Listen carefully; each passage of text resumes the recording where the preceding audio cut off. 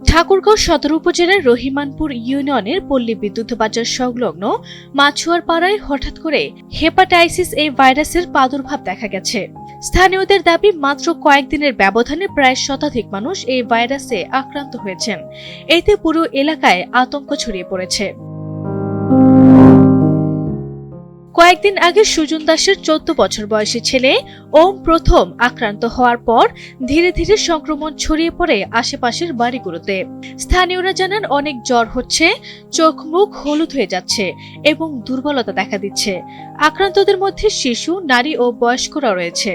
কেউ কেউ চিকিৎসা নিয়ে সুস্থ হলেও প্রতিদিন নতুন রোগী বাড়ছে বলে অভিযোগ এলাকাবাসীর।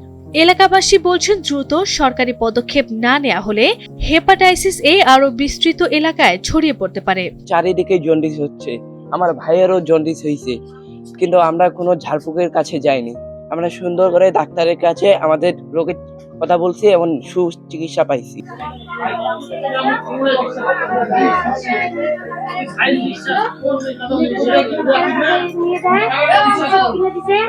জ্বর থেকে ডাক্তারের 5-6 দিন পর চিকিৎসা নিচ্ছি, জ্বর যায় না। ডাক্তারের কাছে রিপোর্ট দিয়ে বলতেছে জন্ডিস হয়েছে। জন্ডিস খালি আমার না, পাড়ার সকল বাচ্চাদেরকে।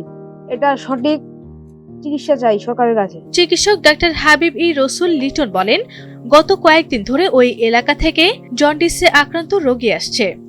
আমরা ইতিমধ্যে আমাদের সিভিল সার্জন অফিস তাদেরকে এই ব্যাপারে অবগত করেছি এবং ওনারা আমাদেরকে আশ্বস্ত করেছেন যে অতি শীঘ্রই ঢাকা থেকে একটা বিশেষজ্ঞ টিম আসবেন এবং তারা ইনভেস্টিগেশন করে এটা আসলে ডিটেলস আমরা আরো জানতে পারবো। এখান থেকে প্রতিকারের যেটা আমরা আসলে বললাম যে এটা ছড়ানোর এটা হলো যে ফিকো ওরাল রুটে, তাহলে আমাদের ওখানকার স্যানিটেশন ব্যবস্থাটা কি করতে হবে, তাদের জন্য বিশুদ্ধ পানির ব্যবস্থা করতে হবে এবং তারা যে খাবারগুলা যেগুলো আমরা বললাম যে শেলফিশ, এই খাবারগুলো যেন অ্যাভয়েড করে।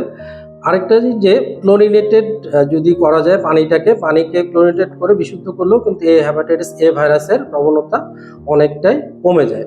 আতঙ্কিত গ্রামবাসী এখন জানতে চাচ্ছেন কখন মিলবে স্থায়ী সমাধান।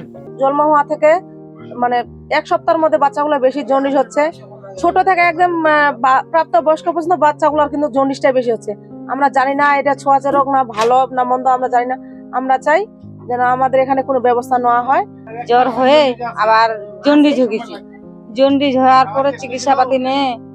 এই গ্রামে এলাকায় সব বাচ্চাগুলার এই জন্ডিস আক্রান্ত দেখা গেছে।